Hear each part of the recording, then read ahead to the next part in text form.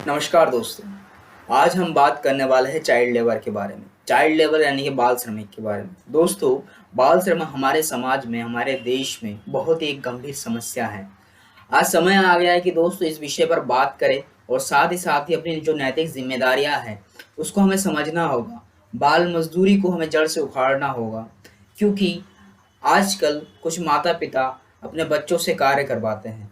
आज हमारे देश में किसी बच्चों को कठिन कार्य करते हुए देखना बहुत ही कॉमन हो गया है, बहुत ही सामान्य हो गया है। दोस्तों, बाल मजदूरी को बड़े लोगों और माफियों ने व्यापार बना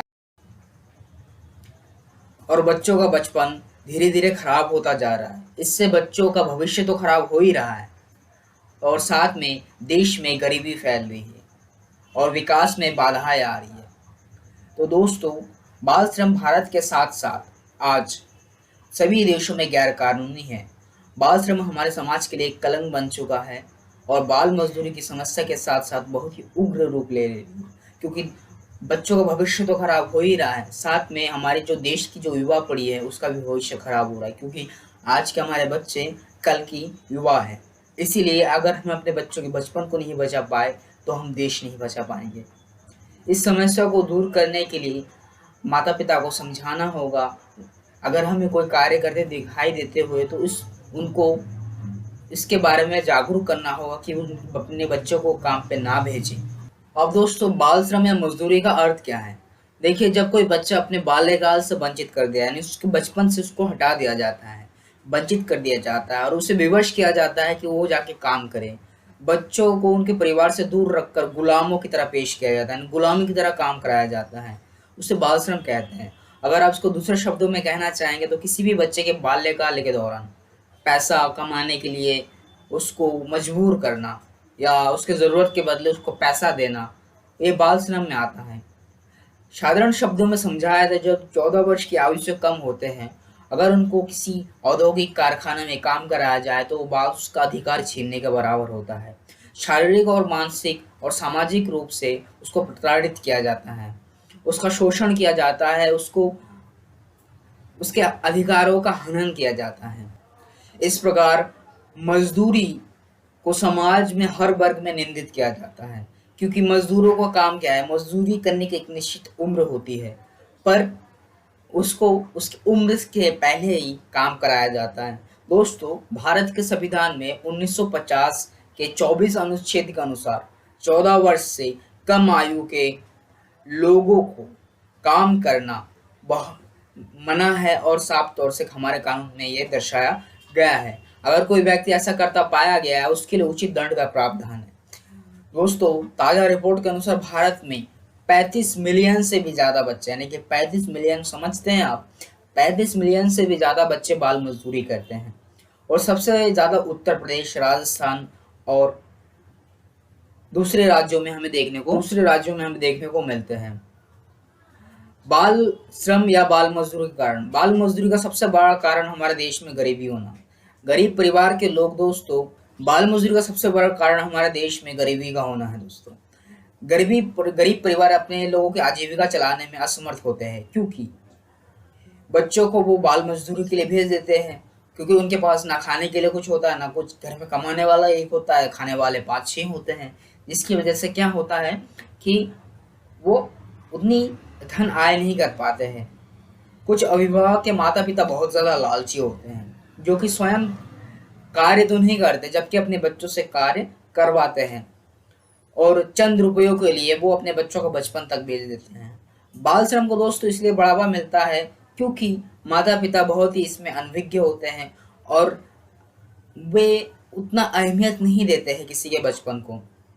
हमारे देश में दोस्तों लाखों की संख्या में बच्चे अनाथ होते हैं और बाल श्रम को बढ़ने का कारण यहाँ भी है। और कुछ माफिया यानी कि कुछ गुंडे जो लोग होते हैं वो इसमें बढ़ चढ़कर हिस्सा लेते हैं और उन बच्चों के बचपन को छीन कर उनको इस इस धंधे में लगाया जाता है, जिससे उनको बचपन असीमित तौर पे खत्म हो जाता है। दोस्तों, कई बच्चों की पारिवारिक मजबूरियां भी होती हैं, क्योंकि ऐसी कुछ दुर्घटनाएं होती हैं जिसके कारण उनके परिवार में कमाने वाला कोई नहीं होता, इसलिए उन्हें मजबूरी में बस काम करना होता है। ढाबों में, चाव में कल कारखानों में यानी कि फैक्ट्रीज में, वहाँ पर क्या करना पड़ता है, उनको काम करना पड़ता है।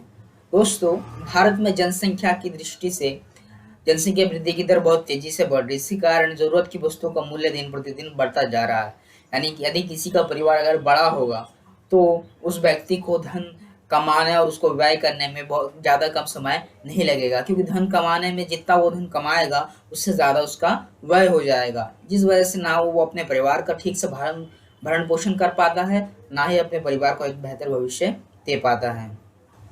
दोस्तों, बाल मजदूरी का एक कारण भ्रष्टाचार भी है। तभी तो बड़े बड़े होटलों, ढाबों और कारखानों में उन्हें काम करने को दिखाई देते हैं।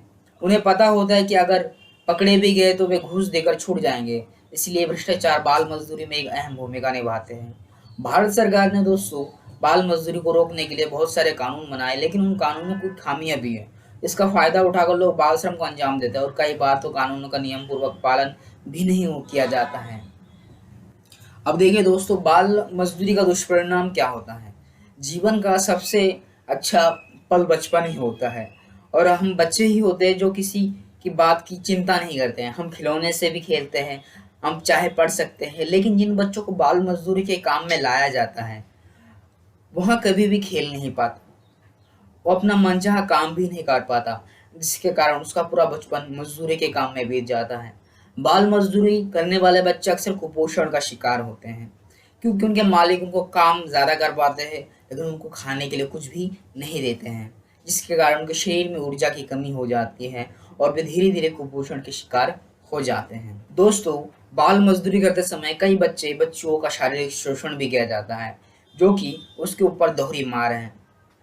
एक रिपोर्ट के अनुसार बाल मजदूरी करने में बच्चों में लगभग 40% शारीरिक शोषण किया जाता है, और यह बहुत ही गंभीर बात है, लेकिन इस पर कभी भी ध्यान नहीं दिया जाता। मजदूरी करते समय बच्चों से अक्सर गलतियां होती हैं। गलतियां तो बड़े लोगों से भी होती है, लेकिन काम करने वाले उनके मालिक उन्हें मानसिक प्रताड़ना देते हैं, और जो कि एक छोटे बच्चे के मस्तिष्क पर बुरा प्रभाव डालती हैं। बच्चों के माता पिता में कुछ रुपयों के लिए अपने बच्चों की मजदूरी पर लगा देते हैं, जो कि बेहद ही गंभीर विषय है और बेहद ही असंवेदनशील तर्क है, या फिर आप कह सकते हैं लापरवाही का नतीजा है। दोस्तों, ज़्यादातर गरीब परिवार के जो बच्चे होते हैं वो पढ़ नहीं लिख पाते हैं। इसी कारण वे अच्छी नौकरी भी नहीं कर पाते हैं और देश के विकास में सहयोग भी नहीं कर पाते हैं। इसलिए ना तो वे देश के अधिक विकास के काम आते हैं, इस तरह से देश की जो ग्रोथ है, जो रफ्तार है, वो धीमी पड़ जाती है। जहाँ पर बच्चों से मजदूरी कराई जाती है वहाँ के लोग अभद्र भाषा का प्रयोग करते हैं, साथ ही उनका रहन सहन भी अच्छा नहीं होता। इसके कारण बच्चे उन्हीं की जैसा जीवन, उन्हीं के जैसा रहन सहन अपनाने लगते हैं और उनकी भाषा बोलचाल में बहुत ज़्यादा अंतर देखने को मिलता है। बच्चा अशिक्षित रह जाता है, देश का आने वाला कल अंधकार की ओर जाने लगता है, जिसके कारण एक अच्छे समाज का विकास नहीं हो पाता।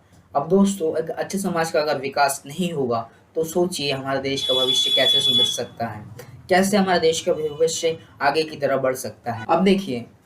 अब देखिए दोस्तों, बाल श्रम को रोकने के क्या उपाय हो सकते हैं। बाल श्रम हमारे समाज के लिए एक अभिशाप है, जो कि हमारे समाज को अन्याय मुक्त नहीं बनने देगा। हम हमेशा इस बात को ध्यान में रखते हैं कि बच्चे काम करने के बदलाव उसे कुछ पैसे या खाना देकर हम उस पर कोई एहसान नहीं करते हैं, बल्कि हम उस भविष्य से खेलते हैं। बाल श्रम को खत्म करने के लिए हम सबसे पहले दोस्तों अपनी सोच को बदलना होगा, क्योंकि अगर बाल श्रम को अंत करने के लिए सबसे पहले अपने घर दफ्तरों में किसी भी बच्चे को काम पर नहीं रखना है। बाल श्रम को रोकने के लिए मजबूत और बड़े कानून बनाने चाहिए, जिससे कोई भी बाल मजदूरी करने से डरे। अगर आपके सामने कोई भी बाल श्रम का मामला आए तो उसको सिर्फ सीधे सीधे पुलिस को बताना चाहिए, कोर्ट में उसकी चुनौती देनी चाहिए।